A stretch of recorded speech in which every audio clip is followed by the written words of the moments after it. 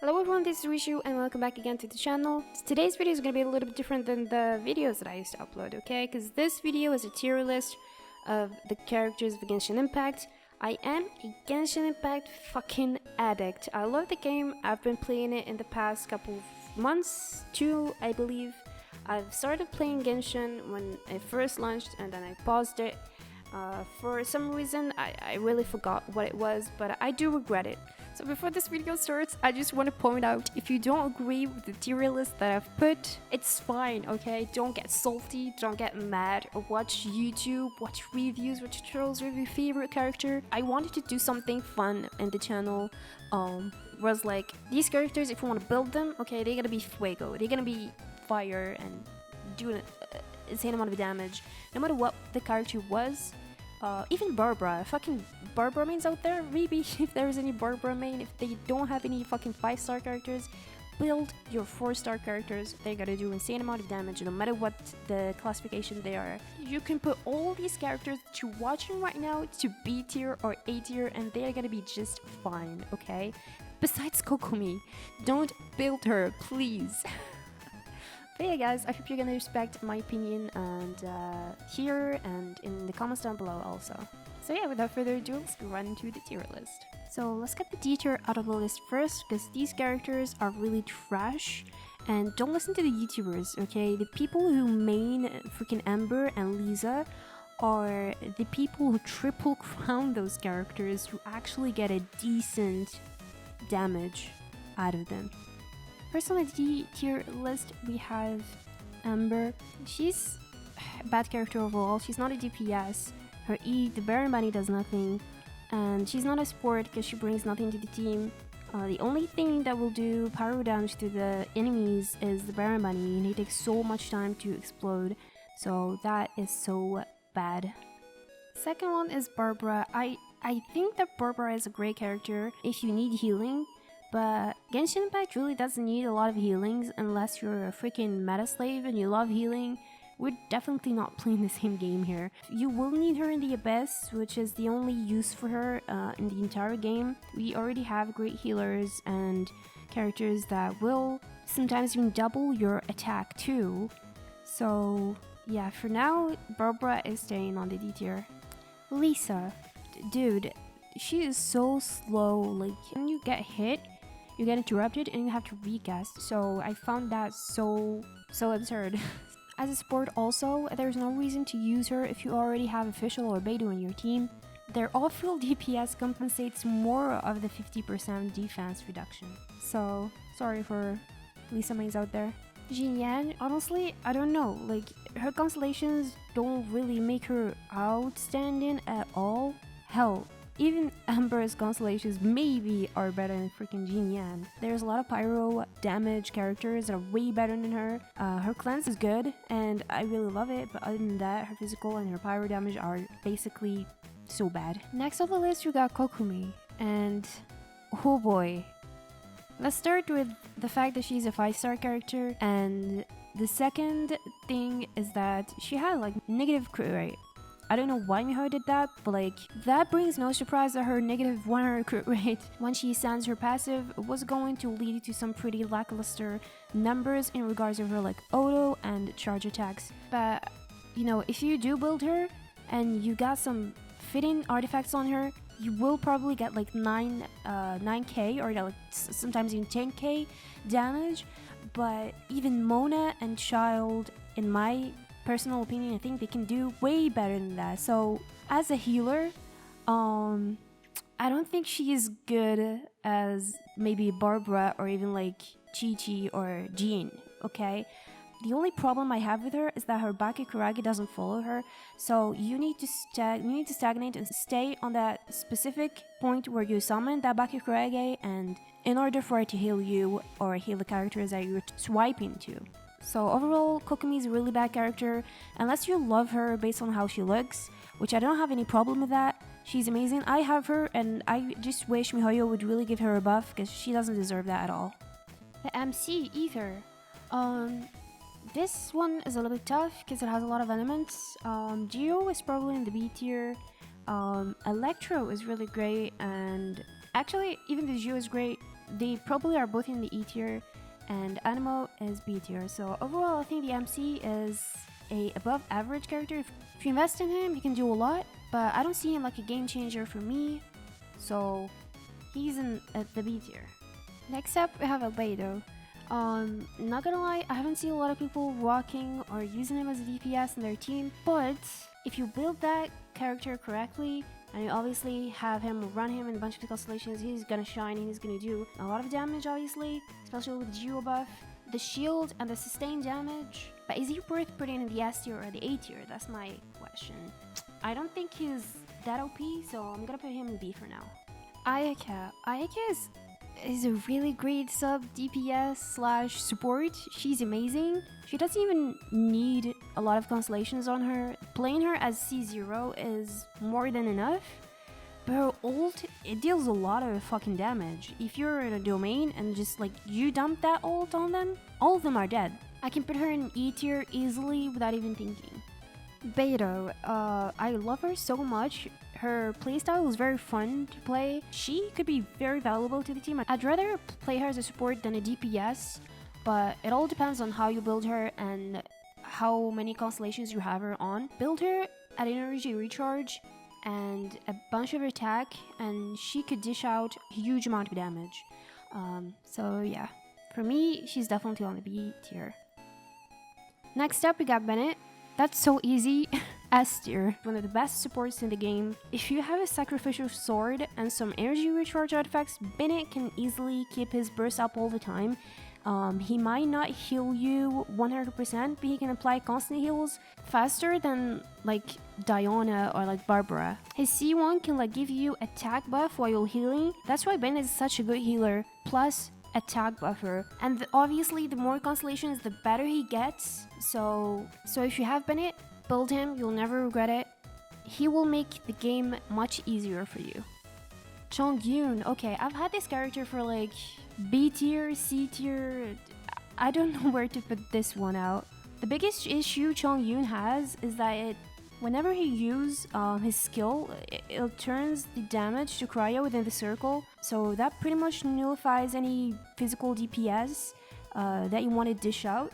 And it renders the super conduct pretty much useless. Maybe like if you pair him with a Xiangling or Fischl and Barbra, he might be really good, and also dependent on how you build him. But if you get to pair him with Razor, he definitely switches out all the attack to a cryo damage within the circle. So that's the only issue I have with Chongyun. I don't really think that he's a C tier. He has some potential, therefore I put him in that B tier. Next up on the list, we got Diluc. Let's talk about Diluc, okay? Diluc was my first 5-star character in the current account that I'm using. He's a very great character. A lot of people have been overshadowing him since the appearance of Ganyu and Hu Tao. He is a great alternative for the people who don't have Hu Tao, okay? He's not bad. Easier multi-target damage. He's really easy to build, and if you have him with great artifacts, his ult is also super great, and you run him with the vaporizing team, he can really carry you out. So don't listen to what people say. Just if you love Diluc and you want to build him, go ahead and do that. He's really great, and he could dish out a huge amount of damage. So therefore I'm putting him definitely on the A tier. Diona special. Okay, Diona's a great character, though my only complaint for her is that unlike Zhongli, her shield has like 3-second downtime. But if you run her with a sacrificial bow, you don't have to worry about that anymore. She is really easy and not that expensive to build. You don't need constellations for her, but if you build her really well, she can excel in everything. Her healing is also good. Definitely an A tier character. I can see her in the S tier, but I'll keep that tier for like the god character only. So yeah, Fischl. She is just so good.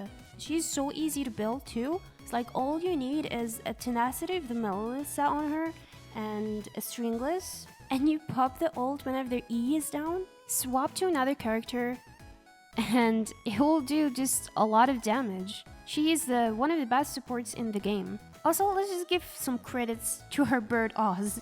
Fish herself is really bad, but Oz is amazing.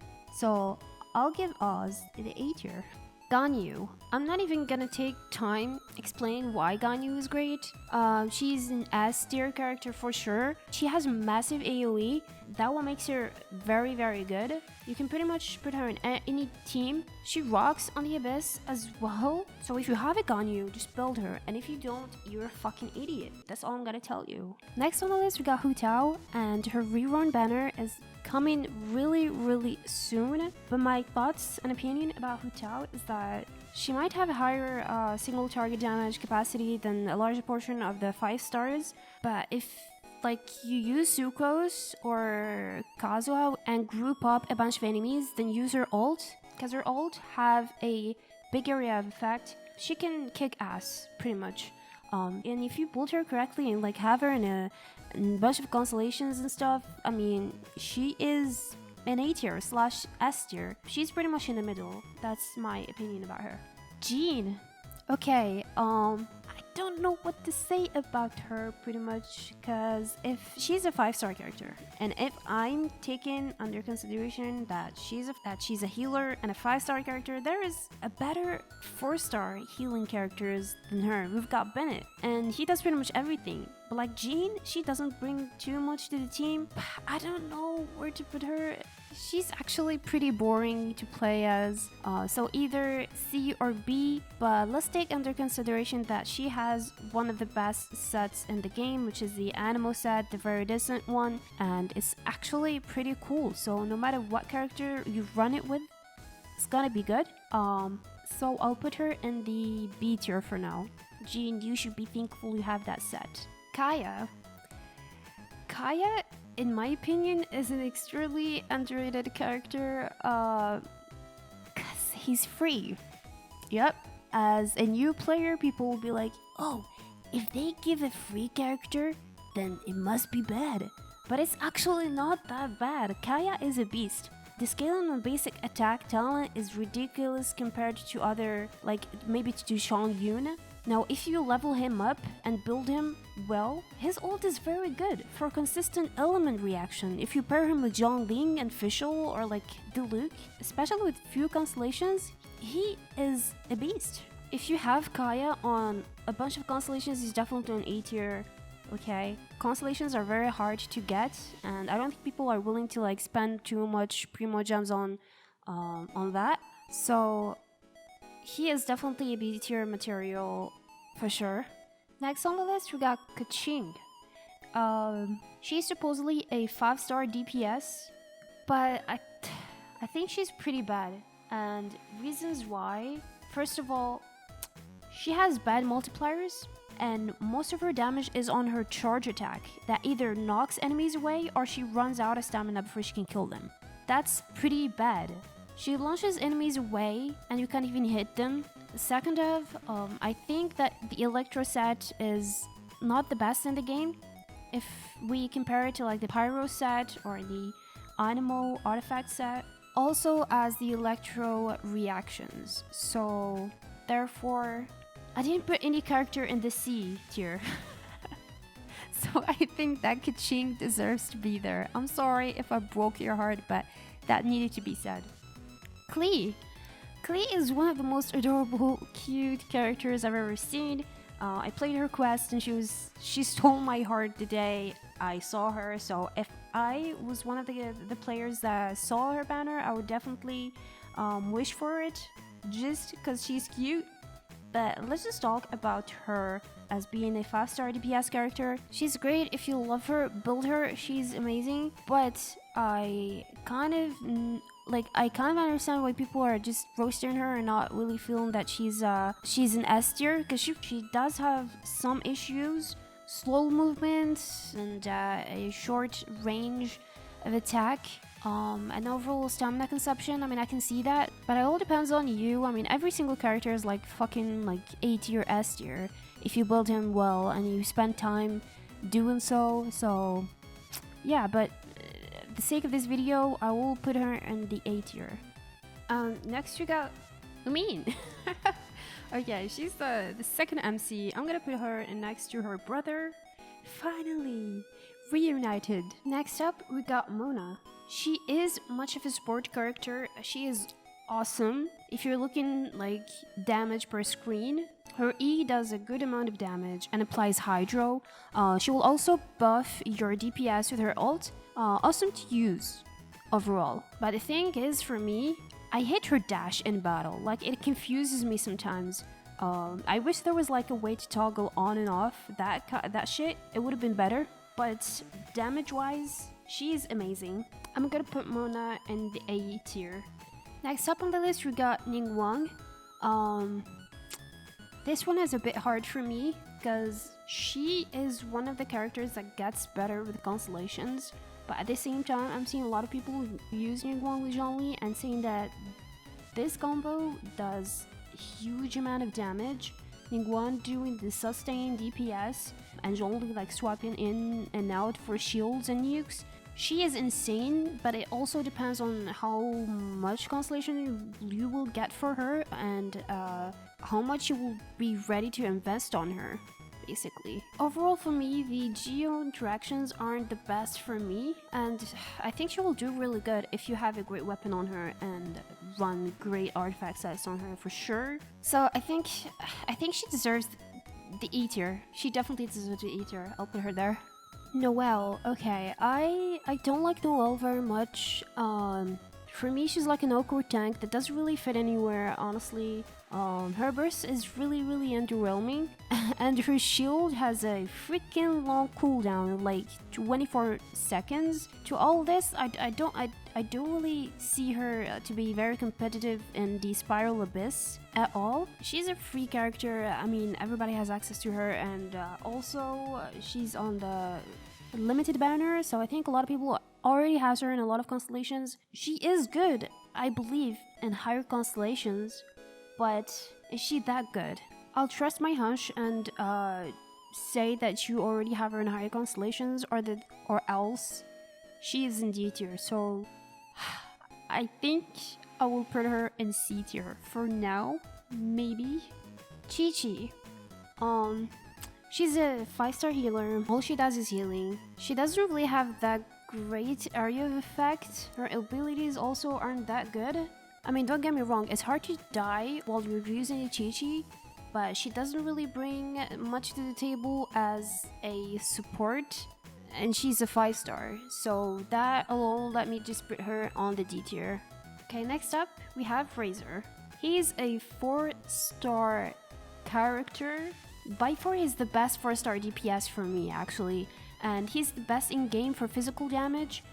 His normal attacks do more damage than most 4-stars, and if you just pair him up with a good cryo and get that physical damage boost, he will be shredding, okay? Especially if you have him also in higher constellations and just build him well, you're not gonna be disappointed. He's pretty good at Constellation 0, don't get me wrong, but if he is higher up, I'm pretty sure he's A tier. But for now, C0, definitely a B tier. Sucrose. I really love Sucrose. She's the only animal character I have. A lot of people call her Free Kazuha and Free Venti, but don't forget that she's a 4-star. She has the best sets in the game. She has the best Elemental Mastery buffing. Build her well, and she will be in the B tier. Run her in multiple constellations, and she will be in the A tier for sure. Tartaglia, or Tartaglia, or Childe, or I'm pretty sure he has another name, but I'm not gonna say it. He just has so many names. He's a 4-star. Okay, I don't think he's DPS though. I think he was built to be a support. Pop his E and switch to another character. Mainly because his melee stance, okay? His cooldown from his melee stance is way too long. It makes no sense. Other characters with similar skills have much shorter cooldowns, and I think that's his downfall. Don't get me wrong, his ult is really cool. He does a nutty damage. Like, he gets also better with constellations. He's fun to play. If you enjoy playing in Tartaglia, I mean, you're gonna have so much fun, especially if you build him well. I'm gonna put him in the A tier. Next you have Venti. Venti's ult is freaking ridiculous. All you have to do is just drop your ult and then swipe off. All you need to do is build EM on his artifacts. That's pretty much everything. So for sure A tier. Next on the list, we got Xiangling. She is fucking amazing, alright? She deals a lot of freaking damage.